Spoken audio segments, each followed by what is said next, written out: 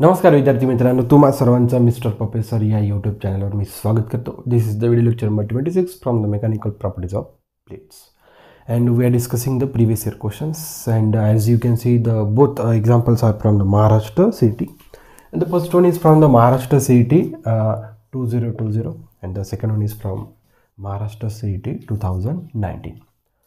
इथं लक्षात. आणि जर दोन्ही क्वेश्चन जर बघितलं, the first one is depends on the capillary action concept, and the second one is depends on the terminal velocity, okay, in a viscous fluid or a viscous medium. So firstly we will move to the solution for the numerical number first. Okay, बघा, water rises up to a height h in a capillary tube on the surface of the earth. काही problem नाही. ठीक आहे. समजा एक पृथ्वीवर आपण समजा एक आपला एक एक्सपेरिमेंट सुरू आहे. एक विशिष्ट कंटेनरमध्ये आपण कॅपिलरी ट्यूब डीप केलेली आहे आणि जो काही वॉटर त्यांनी जो काही फ्लुइड इथं जो काही म्हणजे काय म्हणू शकतो लिक्विड घेतला, तो वॉटर घेतला, तो वॉटर त्या कॅपिलरी ट्यूबमध्ये काय झाला, राईज किती ना एच एवढ्या हाईट. आणि ही सगळी घटना कशावर सुरू आहे, पृथ्वीवर. The value of H will increase. त्यांचं काय म्हणणं पडलं की जी काही राईज आहे, जो काही राईज आहे तो काय होऊन राहिला, इन्क्रीज होऊन राहिला if the experimental setup is kept in. आता हाईट कशामुळे इन्क्रीज होते, हाईट कशामुळे इन्क्रीज होते, बघा हे खूप महत्त्वाचं आहे. इथं लक्षात. बघा, जो काही टर्मिनल जो काही कॅपिलरी ट्यूबच्या ॲक्शनमध्ये जो काय हाईट इन्क्रीजचा फॉर्म्युला आहे त्याच्यावर भर द्या. 2t cos theta divided by rho R g. इथं लक्षात. बघा आता कशामुळे इन्क्रीज होऊ शकते ते बघा. बघा T is nothing but the surface tension, two is arbitrary constant. Surface tension change होणार का, नाही होणार. ठीक आहे. Theta angle of contact in between that capillary glass and water, okay, तो 0 राहतो. वॉटरचा प्युअर वॉटरसाठी किती राहतो, 0. त्याच्यामुळे तोही चेंज राहतो. Sigma rho is nothing but the density of water, okay, and R is nothing but the radius of that capillary tube. म्हणजे जो काही एच आहे तो इथे फक्त कशावर डिपेंड आहे बेटा, ॲसेलरेशन ड्यू टू ग्रॅव्हिटी. लक्षात. ओके. आता त्यांनी काय म्हटलं, जी काय हाईट आहे ती इन्क्रीज होणार. हाईट कधी इन्क्रीज होणार, जेव्हा ॲसेलरेशन ड्यू टू ग्रॅव्हिटी काय होणार, डिक्रीज. ओके. म्हणजे आपल्याला फोकस करावं लागणार की ॲसेलरेशन ड्यू टू ग्रॅव्हिटी कशा कोणत्या गोष्टीमुळे चेंज होते. जेव्हा तो पूर्ण सिस्टम, हा जो काय आपण प्रयोग करून राहिला, हा प्रयोग पूर्ण सिस्टम कुठेतरी आपल्याला कोणत्या तरी सिस्टममध्ये ठेवावं लागणार, जेणेकरून ॲसेलरेशन ड्यू टू ग्रॅव्हिटी काय झाली पाहिजे, चेंज झाली पाहिजे. काय झाली पाहिजे, चेंज. क्लिअर. बघा, पहिला ऑप्शन आहे a lift going upward with a certain acceleration. ठीक आहे. समजा हे पूर्ण सिस्टम, ठीक नाही, हा जो काही पूर्ण सिस्टम आहे, ठीक आहे, बघा हा पूर्ण सिस्टम, त्याच्यात सगळं आलं, कंटेनर आलं, कॅपिलरी ट्यूब आला, पूर्ण सिस्टम आपण लिफ्टमध्ये ठेवला. ठीक आहे. आणि लिफ्ट कुठे चालली, अपवर्ड चालली. ठीक आहे. लिफ्ट मूव्ह होता अपवर्ड. त्याच्यामुळे बघा याच्यावर लागणारं ॲसेलरेशन ड्यू टू ग्रॅव्हिटी कुठे राहते, खाली. आता लिफ्ट अपवर्ड मूव्ह आहे, त्याच्यामुळे लिफ्टचे ॲसेलरेशनचे डायरेक्शन कुठे राहते, खाली. त्याच्यामुळे बघा इथं नेट ॲसेलरेशन किती झालं, g+a. ओके.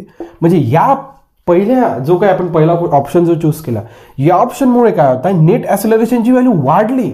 ॲसेलरेशनची जर व्हॅल्यू वाढली तर जो काय हाईट आहे तो काय व्हायला पाहिजे, कमी. म्हणजे पहिला ऑप्शन आहे का, नाही. पहिल्या ऑप्शनमुळे इथं काय होणार, डिक्रीज होणार. कारण की ॲसेलरेशनची व्हॅल्यू, नेट ॲसेलरेशन वाढत आहे.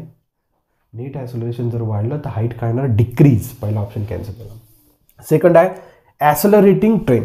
ओके. आता जस्ट जी काय ॲसेलरेटिंग ट्रेन आहे, ठीक आहे, ही ॲसेलरेटिंग ट्रेनमध्ये हा सिस्टम आपण ठेवलेला आहे. ठीक आहे. तर याच्यावर डाऊनवर्ड डायरेक्शन जीच राहणार ना, ॲसेलरेटिंग ट्रेन ही काही इकडे चालली. ठीक आहे. त्याच्यामुळे याचं आणि याचं काही कॉम्बिनेशन नाही बनत आहे. ठीक आहे. त्याच्यामुळे जो काही जीवर आहे, जीवर नो इफेक्ट पडणार. जर जीवर इफेक्टच नाही पडला तर एच इन्क्रीज किंवा डिक्रीज होणार का, नाही. इथं लक्षात. हा जर पूर्ण सिस्टम जर आपण ॲसेलरेटिंग ट्रेनमध्ये ठेवला तर जीवर इफेक्ट नाही पडत आहे. इथं कसं इफेक्ट पडला होता, जी वाढला होता, नेट ॲसेलरेशन वाढला होता. ठीक आहे. सेकंड ऑप्शन कॅन्सल झाला. Third option a satellite rotating close to train. याचा कसं काय फरक पडणार, क्लोज टू ट्रेन नाही, अर्थ आहे. इथं अर्थ पाहिजे. A satellite is rotating close to earth. ठीक आहे. याचा काही फरक पडणार नाही. ठीक आहे. बघा लास्ट ऑप्शनचा फरक पडते आणि हाच ऑप्शन बरोबर आहे, माहित होता मला. बघा आता a lift going down with acceleration, okay, and they have given the acceleration of a lift is less than the acceleration due to gravity. बघा लिफ्ट कुठे चालली बेटा, डाऊनवर्ड डायरेक्शन. लिफ्ट जेव्हा डाऊनवर्ड डायरेक्शन जाते तेव्हा त्याचं जे काही लिफ्टचं ॲसेलरेशन राहते त्याची डायरेक्शन राहते अपवर्ड. इथं जो काही नेट ॲसेलरेशन मिळाला तो काय झाला, g-a. म्हणजे ॲसेलरेशन काय झालं, रिड्यूस. इनिशियली काय होता, g. आता g मधून किती सबट्रॅक्ट झाला, a. म्हणजे ॲसेलरेशन काय झाला, रिड्यूस. मग ॲसेलरेशन परत कमी झाला तर एच काय होणार बेटा, इन्क्रीज होणार. एच काय होणार बेटा, इन्क्रीज. आपल्याला तेच पाहिजे होतं. बघा भली हा थेरॉटिकल क्वेश्चन्स राहिला, म्हणजे the question is from the Maharashtra CET 2020. तर म्हणजे विचार करण्यासारखा क्वेश्चन होता.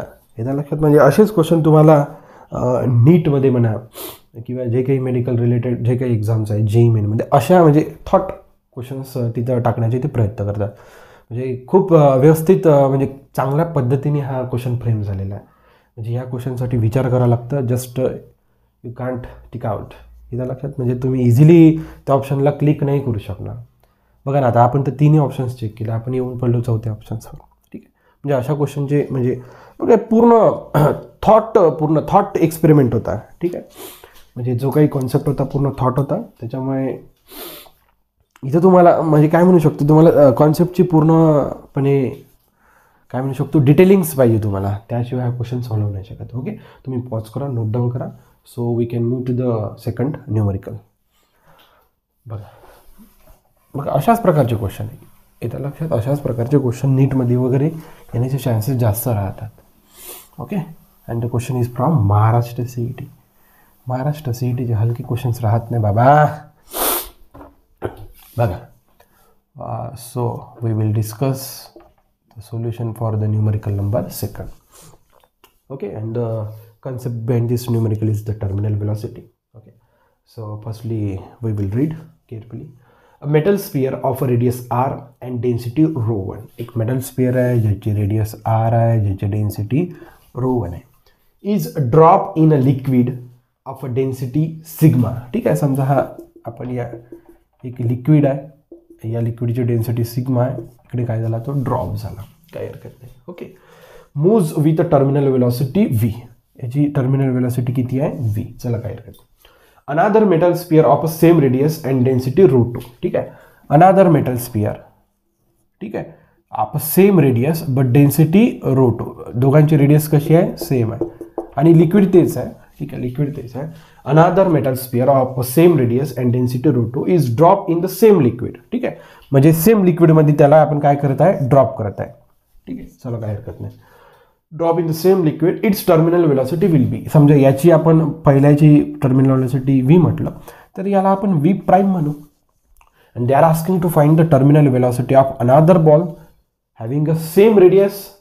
ओके, इफ म्हणजे पहिला जो घेतला त्याच्यासारखीच सेम रेडियस, म्हणजे याचा अर्थ तो शेपमध्ये आयडेंटिकल आहे, परंतु त्याची डेन्सिटी किती आहे, ρ2. v prime. And they are asking to find the terminal velocity of that another ball with which is identical to the first one. Okay, in case of radius. चला काही हरकत नाही. बघा आता ठीक आहे, बघा आता पहिल्या आपण ऑब्जेक्टसाठी टर्मिनल वेलॉसिटीचा फॉर्म्युला लिहू. 2/9. ठीक आहे, r² ρ1 minus sigma g divided by 80 coefficient of viscosity. Second बॉलसाठी v prime equals to 2/9. Radius तर सेम आहे r². फक्त डेन्सिटी चेंज झाली, ρ2 मायनस सिग्मा g आणि coefficient of viscosity. Equation number 2. We want the terminal velocity. बघा आता तुम्ही जर ऑप्शन्स बघितले, terminal velocity in terms of first one आहे. बघा पहिल्याची टर्मिनल वेलॉसिटी किती आहे, v. याचा लक्षात म्हणजे terminal velocity of another ball in terms of the first one. त्याच्यामुळे आपण काय करू, इक्वेशन 2 डिवायडेड बाय इक्वेशन 1 करू. Equation 2 divided by equation 1. ठीक आहे, v prime divided by v. आता बघा 2/9 r², 2/9 r² गेट कॅन्सल झाला. ठीक आहे, शिल्लक काय राहिला बघा, g पण कॅन्सल झाला, इटा पण कॅन्सल झाला. ठीक आहे, इक्वेशन 2 मधला फक्त हा पोर्शन शिल्लक राहिला, ρ2 मायनस सिग्मा. इक्वेशन 1 मध्ये ρ1 मायनस सिग्मा. ठीक आहे, फक्त हा पोर्शन शिल्लक राहिला. इथं लक्षात बघा 2/9 r², 2/9 r². ठीक आहे, त्यानंतर g coefficient of viscosity get cancel. फक्त ब्रॅकेट मधले टर्म शिल्लक राहिले. आता इक्वेशन 2 होता, इक्वेशन 2 ची पहिली टर्म्स आहे ρ2 मायनस सिग्मा, इक्वेशन 1 ची ρ1 मायनस सिग्मा. ठीक आहे, आपल्याला पाहिजे v prime in terms of v, म्हणजे हा v कडे आपण शिफ्ट कर. Therefore v prime becomes v ρ2 minus sigma upon ρ1 minus sigma. This is the terminal velocity of that another ball having a density ρ2 and radius r and dropping into the same liquid having the density of sigma. Therefore ρ2 minus sigma upon ρ1 minus sigma. Therefore the option number 3 is correct. बघा या दोघांमध्ये plus ची sign आहे तो असंच cancel झाला, परंतु आपल्याला वर ρ2 minus sigma पाहिजे, इथं ρ1 आहे. Therefore the the correct option from the given among 4 option is nothing but the third option. अतिशय सोपा क्वेश्चन होता. ओके, म्हणजे एकदम डुमरी म्हणू शकत काय, कारण की लक्षात यायला पाहिजे तुम्हाला टर्मिनल व्हेलॉसिटीचा फॉर्म्युला लक्षात आला पाहिजे. नंतर त्या गोष्टी काय आपण मग का बरं डिवाइड केलं, कारण की आपल्याला ऑप्शन्स बघायचे. मी हे डिसिजन का बरं घेतला का इक्वेशन 2 डिवायडेड बाय इक्वेशन 1 करायचा, ऑप्शन्स बघितला. ऑप्शनमध्ये याची terminal velocity in terms of this आहे, त्याच्यामुळे मी डिवाइड करण्याचा निर्णय घेतला. अशा पद्धतीने तुम्हाला म्हणजे तुमच्या तुमच्या फायनल एक्झाममध्ये जे काही न्यूमरिकल्स राहणार तिथं असे डिसिजन्स कसे घ्यायचे त्या पण गोष्टी आपण इथनं शिकण्याचा प्रयत्न करतो आहे. येतं लक्षात. आणि गेल्या भरपूर दिवसापासून आपण म्हणजे हा उपक्रम चालवत आहे की म्हणजे जो एक चॅप्टर घेऊन आपण त्याचे प्रिव्हियस इयर क्वेश्चन सॉल्व्ह करण्याचा प्रयत्न करून घेत आहे, जेणेकरून येणारी जी काय आता तुमची CETची एक्झाम आहे, फरवरी महिन्यात तुमच्या बोर्डच्या एक्झाम्स राहणार, येणारी जी काही तुमची महाराष्ट्र CETची एक्झाम्स आहे म्हणा किंवा नीटच्या एक्झाम्स आहे, यासाठी आपली ही सगळी तयारी आपण क्रॅश कोर्सच्या माध्यमातून करून घेत आहे. जर तुम्हाला आपला उपक्रम आवडत चालला असेल तर जास्तीत जास्त सबस्क्राईब, लाईक, शेअर, सबस्क्राईब करायला विसरू नका. आणि 100% सांगतो मी, 100%. ओके, अशाच प्रकारची थीम तुम्हाला तिथे भेटणार. So thank you for watching. See in the next video.